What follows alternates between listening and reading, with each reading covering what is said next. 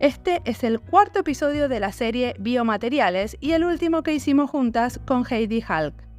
Pero todavía queda un episodio que es una entrevista que hice en Helsinki. En esta serie entrevistamos investigadores, arquitectas y diseñadoras dedicadas a los biomateriales que trabajan en Chile, Argentina, Colombia y Alemania. Camila Castro Greenstein es una diseñadora textil argentina que dirige Etimo, un proyecto con biomateriales gastronómicos. En esta entrevista, Camila nos cuenta sobre el desarrollo de productos y la investigación que hicieron para pasar de cocinar en casa a abrir un taller, producir en escala y crear colaboraciones con cafeterías. Este crecimiento incluye la integración con la ciencia y el desarrollo de materiales en colaboración con instituciones académicas. Etimo es un proyecto que creció por ser entendido de manera transdisciplinaria, incluyendo una comunidad extendida de actores que lo hicieron crecer. Camila Castro lidera este esfuerzo con una visión muy clara de un futuro más sostenible y consciente. Mi nombre es Mariana Salgado, esto es Diseño y Diáspora.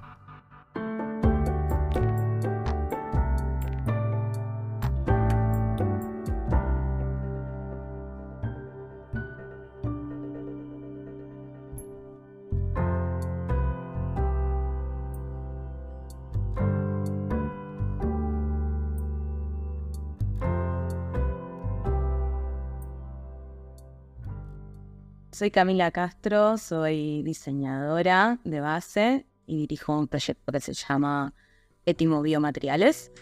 Y bueno, la presentación es muy difícil porque los caminos son muy sinuosos y hacen muchas cosas, pero eso resume bastante bien lo que soy. ¿Y qué hacen con Etimo? Hacemos biomateriales, hacemos materiales biodegradables hechos con residuos gastronómicos, como la borra de café. La transformamos en diferentes materiales con distintas aplicaciones. Algo que me parece interesante destacar, Cami dijo que es diseñadora, pero está buenísimo saber que su formación de base es de diseño textil y ahora es una persona que está creando productos desde la ciencia en un contexto industrial, con lo cual eso también hace que esto que decía Cami de estos movimientos sinuosos de sus distintos intereses y también aplicaciones, a mí me parece como súper destacable esto también desde el lugar que, pensamos que estudiamos algo y es eso que está como encapsulado y acá hay como es esa ampliación del pensamiento del diseño a otras áreas. ¿Y cómo fue esto de trabajar con los residuos gastronómicos? Empieza un poco en la facultad, ¿no? Cuando estudiaba diseño textil. Y yo estaba haciendo la tesis y ya estaba muy metida con el tema de como materiales sostenibles, alternativas. Era algo que me atravesaba mucho. Y bueno, textil se dedica más que nada como a lo que es las telas, pero también como a las fibras, a las tecnologías textiles, ¿no? A las aplicaciones. Y la verdad es que surgió un poco porque yo estaba tratando de pensar alguna idea y como buena estudiante de diseño vivía a base de mate. Y en un momento miré mi tacho de basura, yo vivía sola hace muy poco, entonces también como que había algo de tener mucha conciencia sobre mis propios residuos, ¿no? Como cuáles eran. Y miré la cantidad de kilos de yerba en el tacho de basura de las 1001 noches de estar estudiando y dije, bueno, acá hay un poco esta solución, ¿no? Digamos, algo de los plásticos que se dice que la solución tiene que ser algo biobasado, que tiene que ser algo biodegradable y de repente empecé a ver esa cantidad de basura orgánica que es biobasada y que es biodegradable, que bueno, acá hay que transformar una en la otra, ¿no? Como la comida siempre va a estar, siempre vamos a comer, siempre vamos a tener este tipo de residuos, y entonces hay que poder como revalorizarlos y que puedan ser como la solución, ¿no? Y bueno, de ahí es como lo que empezó, que fue primero una colección de proyecto se llamaba De la comida a la mesa y era todas unas cosas de mantelería y platos, todo para comer y compartir la comida. Y ahí surgen algunos de los primeros biomateriales, como desde un plato a unos envoltorios. Un poco ese germen de esa tesis sigue estando como vigente hasta el día de hoy en el proyecto. O sea, platos y envoltorios hechos con la yerba y con lo que queda del café cuando ya lo hiciste. Sí. Lo primero que había hecho era eso, un plato de yerba y unos envoltorios hechos con kombucha y con residuos también de café. y eso fue lo primero que hice, ¿no? Y fue como el puntapié para después de seguir investigando. Buenísimo. ¿Y ahora en qué estamos? ¿Y ahora en qué estamos? Bueno, ya estamos en otra, ese primer plato y ese primer envoltorio que fueron hechos en la cocina y con un montón de pruebas y un montón de cosas. Hoy ya es un espacio, un taller donde trabajamos varias personas, donde producimos materiales ya de escala industrial, pudiendo sacar como 1.500 tazas de café por mes, con ya una red de cafeterías a las cuales le juntamos los residuos. Hoy esa misma idea, ese mismo germen creció y se desarrolló ahora ya como un emprendimiento y no tanto como una investigación, ¿no? Como ya empezó a tener esa forma de una estructura que funciona, no sé. O sea, ¿tienen un contrato con la cafetería para juntarles los residuos? Sí, hacemos un convenio donde las cafeterías nos separan la borra de café y nosotros pasamos un día a la semana a buscárselo. Además de que en el proceso de que cada cafetería que se va sumando, nos ayudamos también a entender un poco la gestión de residuos, qué pueden hacer con los otros residuos, cómo deberían separarlos. Tratamos de ser como un poco también una referencia a ese problema, ¿no? Solo nos abocamos a la borra de café con ellos, pero la gestión de residuos es muchísimo más amplia, ¿no? Y ellos a cambio, o sea, nos dan la borra, como también son parte como de se pueden ir a buscar productos ahora cuando salen a las casas, a la venta, poder hacer como un ida y vuelta. Un poco también eso surgió por buscar en la cafetería que también sea como un lugar geográfico de Étimo, como un lugar donde la gente que le interesa una taza, quiera adquirir un producto, pueda ir, que no tenga por qué ser nuestro, ¿no? Sino como, bueno, dentro de esta red que nosotros generamos se pueden encontrar, digamos, en distintas localidades, un poco de esta idea sostenible. Cami, una consulta, cómo se pasa de cocinar estos materiales en la cocina, que hemos visto y en otros episodios, hablando de estas como recetas abiertas que arrancan desde un lugar como muy desde abajo, que se empiezan a hacer en las cocinas, ¿cómo se transfiere eso a esta escala industrial o cuáles son los procesos, con quién te vinculaste, cómo la química, me imagino, de esto, no sé si la biología de esto, cómo llegás de cocinarlos en tu casa a tenerlos en una hoy fábrica e inyección de este material? Creo que hay algunos puntos claves. Uno fue que, inclusive haciendo la tesis, ¿no? Me había contactado con los laboratorios de ingeniería de la UBA y les había ido a entrevistar, como y a un poco tratar, tenía como una curiosidad desde el lado de la ciencia, ¿no? Como de qué pasaba con esos materiales o qué estaba pasando, ¿no? Conocía muy bien qué estaba pasando en el área de diseño con estos materiales, pero no qué estaba pasando con la ciencia, ¿no? Y los desarrollos. Entonces un poco tuve ese acercamiento, después ese mismo acercamiento me hizo meterme a estudiar ahí y tratar de entender más ingeniería de materiales, de los biopolímeros, desde esa mirada más científica y de desarrollo. Y eso creo que también, más allá de que no es menor, ¿no? Digamos, el conocimiento técnico sobre los materiales, creo que hay algo de comprender. Hay muchos abordajes mirando lo mismo, ¿no? Muchas áreas mirando lo mismo y que cada una aporta algo que enriquece y hace que se pueda como avanzar más. Me despertó también como esa curiosidad, ¿no? De intentarlo. Yo sabía que existían los biomateriales que se podían hacer de una manera muy artesanal, que había un montón de conocimiento técnico científico sobre el tema, pero veía que no había proyectos que lo estén desarrollando, ¿no? O sea, ese era un poco el panorama con el cual empecé, como, ok, todos estamos haciendo esto, todos llegamos hasta acá, hay un montón de conocimiento, esto no avanza, y la necesidad también de que existan más proyectos. El consumidor o así, el usuario pueda como tocar, usarlo, ¿no? Ese deseo estaba, y ahí fue como querer hacer eso, ¿no? Como querer avanzar en eso. Entonces fue vincular con ciencia, fue también vincular con una parte mucho más emprendedora, ¿no? Entender que esto iba a necesitar mucho desarrollo, mucha prueba y error, mucha investigación, y que eso obviamente necesita fondos, necesita tiempo, necesita equipo.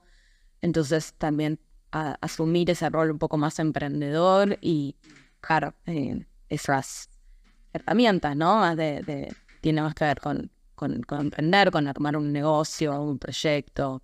algo de todo eso. Y creo que eso fue armando a lo que soy, ¿no? Perfecto. Y una cosa que por ahí viene surgiendo en los otros episodios, ¿qué es un biopolímero? Y además, si mal no recuerdo, vos además de estudiar diseño, estudiaste algo más posterior. Sí.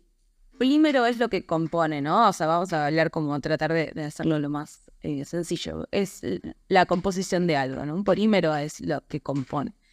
Cuando uno dice un biopolímero, lo que está marcando en esa parte bio son dos cosas. Por un lado, que viene de un origen renovable y también que sea biodegradable, ¿no? Y cuando uno dice biodegradable está hablando de 180 días cuando toca tierra y demás, ¿no? Por una cuestión de que en realidad todos los materiales, todos los polímeros se degradan en algún momento.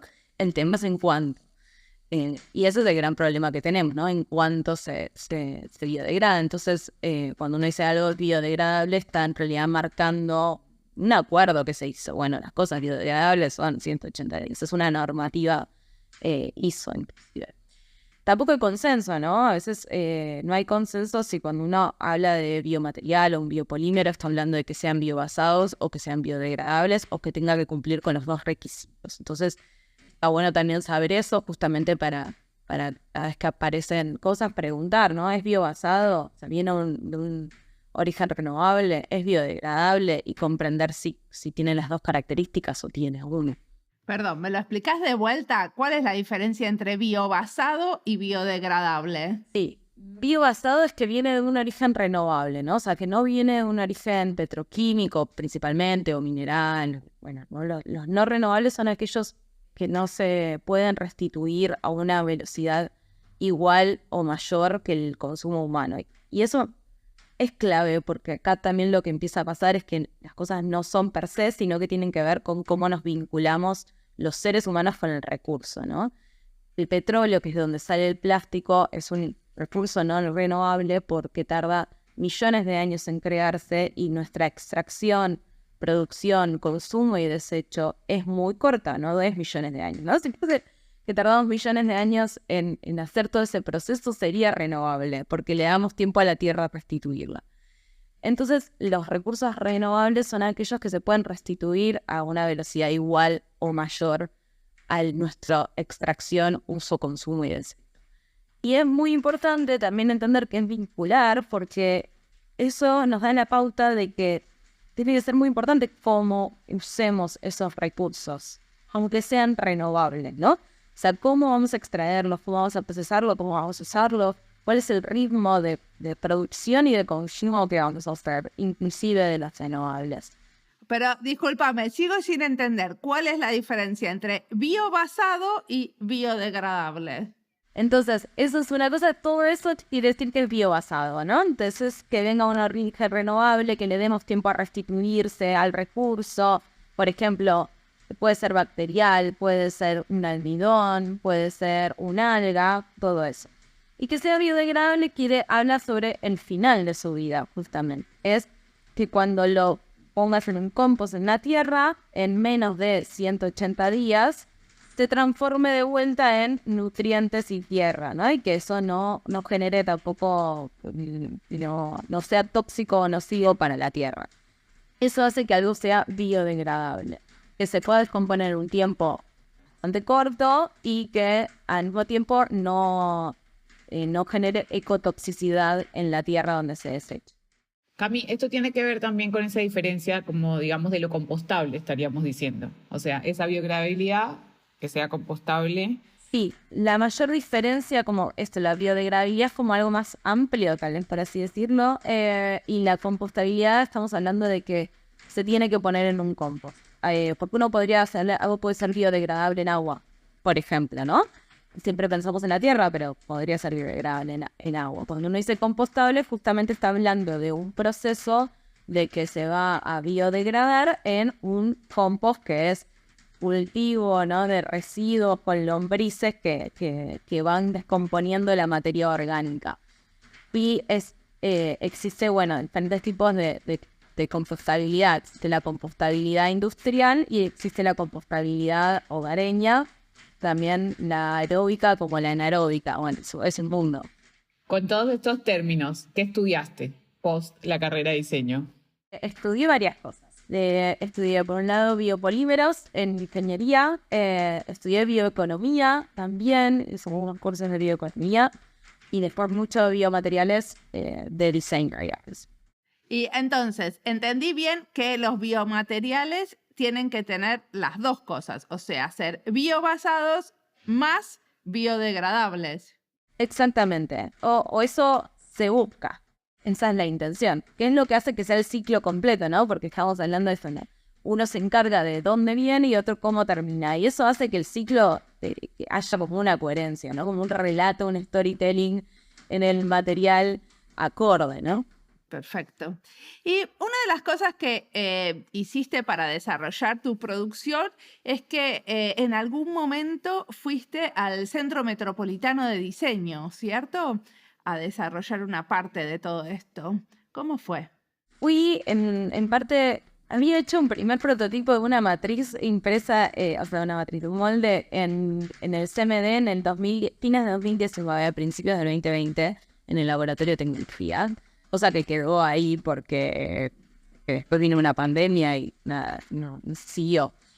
Pero ese fue como mi primer acercamiento. Y para cuando fue 2021, yo tenía el taller en mi casa, daba talleres sobre cómo hacer materiales en las casas. Y en un momento, en pandemia, ya el olor a café y yerba mientras uno está tratando de cenar, se volvía como insoportable. Y fue como también una necesidad de encontrar un espacio. Y fue buscar, más que nada, fue buscar el CMD también porque entendía algo de esta apertura que tienen los biomateriales y de esta relación que tiene con diferentes, ¿no? Como la tecnología, como hay que ver cómo se aplican. Buscaba un espacio que también pudiese ser un poco más abierto, ¿no? O sea, que permitiera conectar con la gente, que permitiera también como que el proyecto crezca como en la intersección con otras personas. Y ahí fue una gestión para poder armar un primer laboratorio de biomateriales en el CMD, que fue eso. El primero fue un laboratorio chiquitito y después empezamos a adquirir más maquinarias y cosas y nos dieron un espacio más grande donde estamos ahora. Así que creo que algo que me parece importante también es cuando uno busca crecer proyectos, abrirlos, ¿no? Conectarlos con otros, que de repente decir como, bueno, esto realmente a más gente le interesa y de diferentes áreas, a ver si el espacio puede estar en un lugar abierto, ¿no? Entonces, de repente, eso también generó un montón de vinculación con diferentes actores, ¿no? Actores de la gestión, actores del diseño, actores de la tecnología, y eso enriquece mucho. Perfecto, y a la vez también les dieron bastante apoyo en forma de premios, ¿no? Tuvimos bastante apoyo en forma de premios, tuvimos financiamiento del Estado Nacional, tuvimos premios de empresas privadas, de bancos, de empresas, que bueno, eso creo que tiene más que ver con esa otra parte que nombraba al principio, ¿no? De ser un poco más emprendedora, ¿no? Y decir, bueno, esto necesita mucho tiempo, necesita equipo, hay que ir a buscar también fondos. Y esto, ¿no? No solamente fondos, sino que el proyecto se vincule con distintas áreas y con distintos actores. Creo que eso es algo que siempre, sí, que desde los pases del CMD, desde cada uno de los concursos, genera relaciones, ¿no? Con personas de distintas áreas.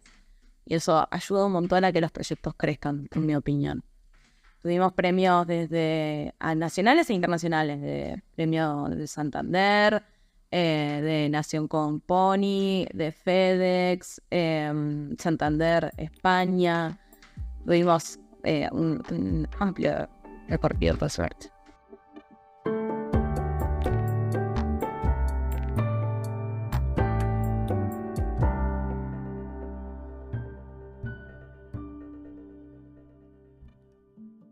Esta entrevista es parte de las listas Biomateriales, Diseño Sostenible, Argentina y Diseño Textil. Las listas las encuentran en Spotify, YouTube y en la sección de recomendados de nuestra página web. Y si estás buscando algo y no lo encontrás, puedes contactarse con nosotras o usar nuestro chat, que lo encontrás a la derecha abajo en la página web. Ahí dicen lo que buscan y los puede ayudar. Lo estamos ahora entrenando para que sea mejor, así que si no les contesta bien, no se impacienten, está aprendiendo. y nosotras estamos aprendiendo cómo entrenar un chat GPT para que busque en nuestros archivos. Todavía mi memoria funciona mejor, pero espero que pronto sea diferente. Una de las preguntas que me gusta hacer siempre es cómo se financian los proyectos de los que hablamos, porque queremos que los diseñadores jóvenes sientan que hay muchos futuros posibles y deseables. Camila nos cuenta sobre diferentes tipos de financiaciones que obtuvieron, pero lo que me queda claro es que para obtener estas financiaciones fueron colaborando con diferentes actores que a su vez fueron aportando al proyecto. Camila resalta la importancia de buscar fondos y vincular el proyecto con diferentes disciplinas y actores. Sigamos escuchándola, que tiene muchísimo más para contarnos.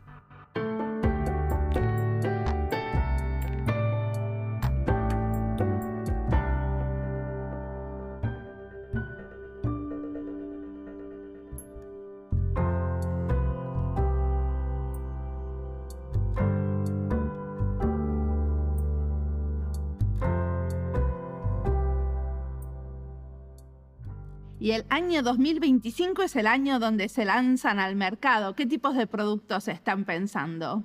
Lanzamos este año, en realidad, el 2024, vamos a estar lanzando ahora, en los próximos meses, así que vamos a estar lanzando la taza, que es el producto que un poco marca esta escala que buscamos, junto con la tapa, que va a ser para que sea un café takeaway. Y a partir de eso, ya con una capacidad productiva instalada, ya con un equipo, buscamos poder retomar algunos proyectos que quedaron cajoneados porque no se puede hacer todo. Así que buscamos retomarlos, de trabajar con otros residuos, de tratar de generar estos sistemas como circulares que son divertidas, ¿no? De buscar como, bueno, que la borra vuelva a la cafetería, y si es yerba, que vuelva a la yerba, que si es otro residuo, que vuelva a su misma industria. Este es como nuestro objetivo y estamos buscando que sean nuestros próximos proyectos. ¿Me contás más sobre este producto que están lanzando ahora, en el 2024? Sí, estamos lanzando una taza de café compostable, biodegradable, biobasada, ya hablando técnicamente, hecha a partir de la borra de café, que es un poco el resultado de este sistema circular que generamos a través de las cafeterías. Eso les recopilamos la borra de café en las cafeterías, la transformamos en un material que se transforma ahora en taza y en un futuro veremos en qué más, que vuelve a los consumidores de café desde las cafeterías mismas, que pueden usarla como vajilla, o como consumidores finales que pueden obtener su taza y encontrarla en diferentes puntos de cafeterías de la ciudad, y que para cuando es su fin de vida se puede o compostar o podría volver a nosotros y nosotros vamos a reciclarla y transformarla, no en taza, pero sí en otros tipos de objetos. Pero no es una taza de uso o de un solo uso. No, es reutilizable. Es reutilizable y en parte lo buscamos porque esta idea que decía de cómo nos vinculamos con los recursos, por más que sean renovables, es decir, bueno, igual generar descartables es un montón de consumo de recursos, entonces es buscar acompañar los cambios más sostenibles, también con ciertos cambios de hábitos, con empezar a utilizar más reutilizables. Y es bastante como simpático, a mí me tenía simpatía que cuando empecé a generar este proyecto de esta taza con todo el desarrollo que implicaba, todavía no estaba muy popular el tema de que cuando vas a una cafetería te den un descuento porque lleves una taza reutilizable. Y para mí eso iba a ser un desafío muy grande de incorporar o de lograr que pase como hábito. Y la verdad es que al pasar los años eso fue creciendo mucho. Y fue como que bueno, algo que fue sucediendo un poco solo y fue como, bueno, esto aliviana un montón cómo incorporar, ¿no? este producto. ¿Existen esas cafeterías en Buenos Aires? Hay muchas cafeterías que cuando llevas tu taza reutilizable te hacen un descuento. Nosotros proponemos lo mismo con las tazas, ¿no? Que todas las cafeterías donde nosotros recopilamos la borra de café den descuento cada vez que alguien lleva la taza de Étimo. Eso también nosotros tenemos en nuestra web un mapita de esas cafeterías. Y si vos aquí en la taza tenés un QR donde podés ver en qué cafeterías tendrías un descuento, ¿no? Todo esto se va a activar ahora prontamente cuando lancemos. Pero bueno, hubo algo que ya estaba más trabajado de lo que en un principio, cuando se imaginó, estaba, ¿no? Entonces la conversación arranca desde otro punto. Y eso es maravilloso. ¿Con cuánto café hago una taza? Vamos con números de los más amplios a los más chicos. Primero que el 46% de nuestros residuos son los residuos orgánicos, como las cáscaras, como la borra, como la yerba. Casi la mitad de nuestros residuos son orgánicos. Una cafetería que ya produce como en abundancia, por día más o menos desecha 3 kilos, 4 kilos de café, dependiendo obviamente el tamaño de la cafetería. Son 3, 4 kilos. Nosotros recopilamos una vez por semana de más o menos 7 cafeterías, con lo cual generamos bastantes kilos de café semanales y los transformamos en taza. Que una taza son 114 gramos. Entonces, más o menos creo que el cálculo era que 7 cafés se transforman en una taza. Así que hay cantidad de residuos, nos sobra café, nos sobra cafeterías que necesitan que gestionemos residuos, nos sobra o todos los otros residuos, ¿no? De ese 46%. Por eso digo que es importante seguir produciendo y seguir investigando y andando, porque hay muchísimo de materia biobasada y biodegradable para revalorizar y transformar en objetos y soluciones. Me sorprende, está buenísimo cuando se hablan en estos números así, porque cuando podés, como haces conciencia, yo tomo mucho café, que cada 7 tazas que me tomo, o sea, ponele una semana de café, ponele que tome café todos los días, tengo una taza, entonces estoy produciendo como que hay también una cuestión de tener ese desecho para producir, pero también cuál es el consumo que tenemos en general de todo. Y lo mismo con los descartables, ¿no? Esta búsqueda, también digo, buscamos hacer una taza porque hay un problema con los descartables, ¿no? Que son un material súper problemático porque la mayoría son materiales compuestos que la mezcla de celulosa con plástico y eso hace que no se puedan ni biodegradar ni reciclar, entonces es un problema. Por eso hicimos la taza buscando reemplazar a los descartables y pensar también que una taza reutilizable, por más que tiene una vida útil más corta tal vez que una de plástico, obviamente, una taza nuestra equivale más o menos a 100, más de 100 descartables.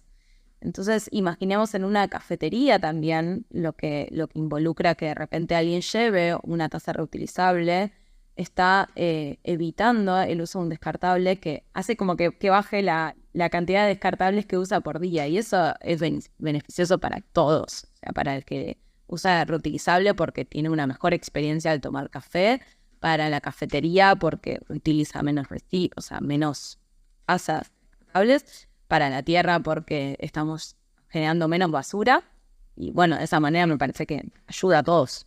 Algo también que voy a remencionar, porque ya lo hice en otros episodios, me sorprendo que me sorprenda, pero me sorprende todas las veces. Cómo desde el diseño también estamos modificando comportamientos. Esto que estás diciendo, al tener este objeto, se modifica un comportamiento de consumo, se modifica el comportamiento no solo del lugar donde está, de la cafetería, ponele, del cliente.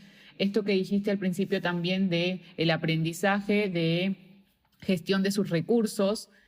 Entonces, algo que parece, por lo general, es como, bueno, viene el diseñador y parece que llega al final a hacer la cosa linda y acá estar operando en todas esas partes del sistema, desde diseñar el material, generar como la industria alrededor de ese material que no existía, desarrollar el producto, la gestión de residuos, el sistema con el que está conectado y cómo eso en todas sus instancias genera un cambio de comportamiento.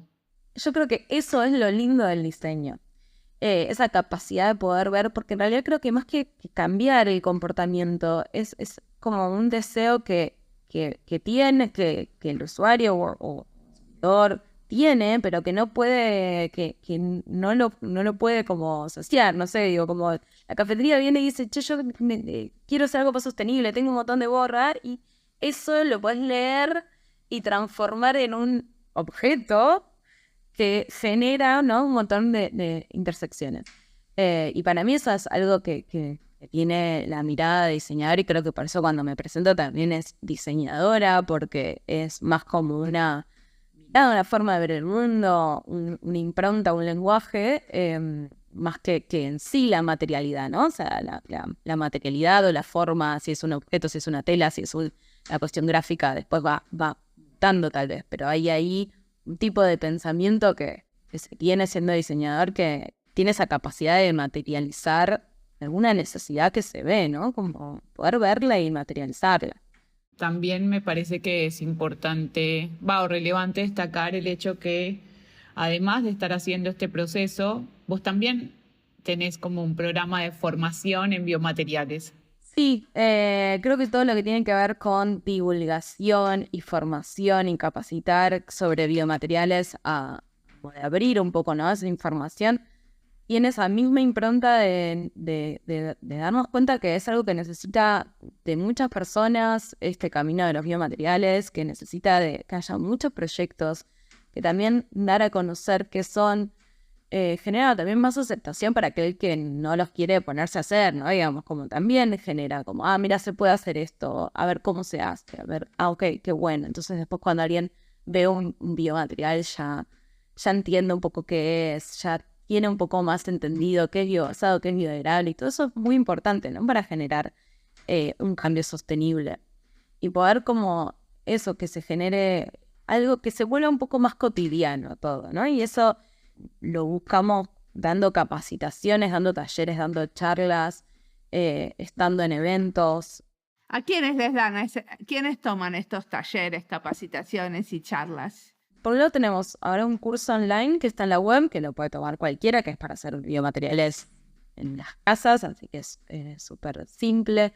Y de estos, ahí aparecen muchos diseñadores, aparecen muchos gastronómicos, aparecen muchos docentes también, docentes de primaria, de secundaria, que tratan de llevar estos temas a los colegios. Hemos trabajado mucho con colegios secundarios sobre todo, técnicos, con ORT, por ejemplo. Después estamos en algunos eventos tanto de tecnologías como de sostenibilidad, de diseño, en puro diseño desde si mal no recuerdo, desde el 2020 o 2021 que damos talleres en cada una de las ediciones de puro diseño sobre biomateriales. Después, bueno, eso desde gastronomía, diseñadores, hay mucha gente interesada desde muchas áreas y eso es algo súper rico, como de encontrar que hay una temática que toca a varias disciplinas y a varios intereses. Buenísimo. Ahora sí, vamos al futuro. ¿Qué te imaginas que puede pasar con Etimo y con lo que están haciendo, tanto en el área educativa como en el área de desarrollo de producto? Bueno, es muy cierto, ¿no?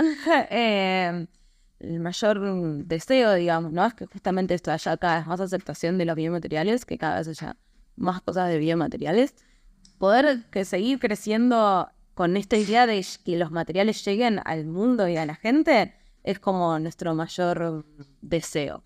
Entonces buscamos poder realizar esto, distintos materiales con distintos residuos, aplicarlos a distintas industrias justamente para poder como esto, que empiece a llegar a terrenos diferentes.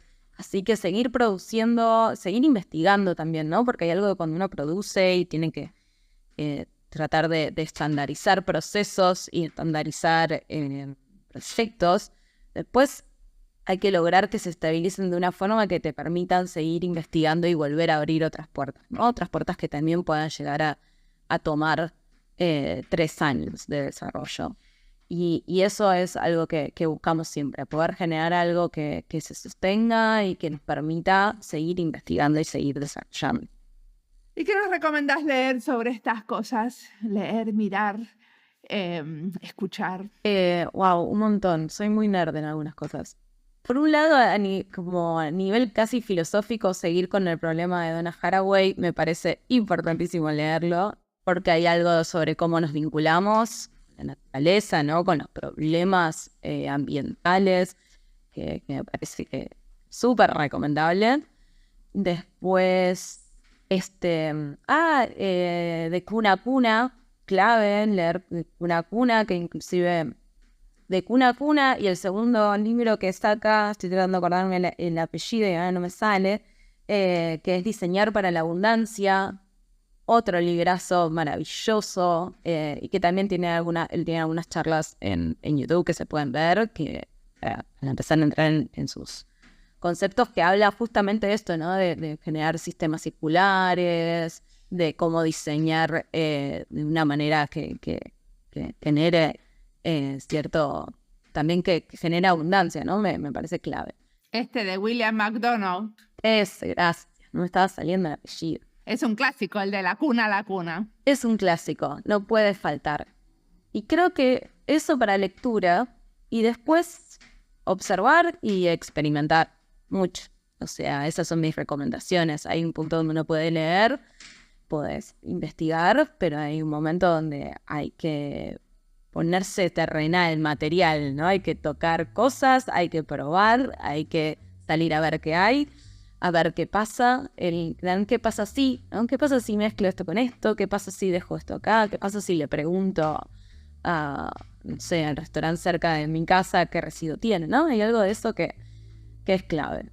Una vez que uno lee un poco, después hay que salir a tocar el mundo. Perfecto, muchísimas gracias por la entrevista.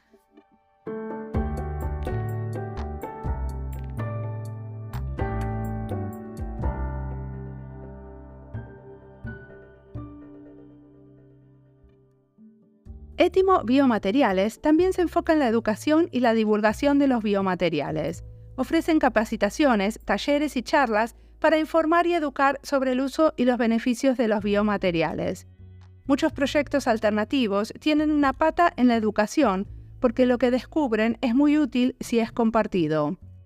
Cuando vayan a tomar cursos o capacitaciones, me parece importante fijarse cuál es el proyecto que está detrás, que estamos colaborando a financiar, a afianzar.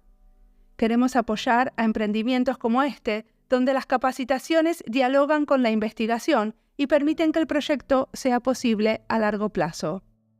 El proyecto Étimo busca no solo crear productos sostenibles, sino también modificar comportamientos de consumo y gestionar mejor los recursos. Diseñar reutilizando recursos como la borra de café es una manera de demostrar cómo el diseño puede generar cambios positivos en la sociedad y en la industria.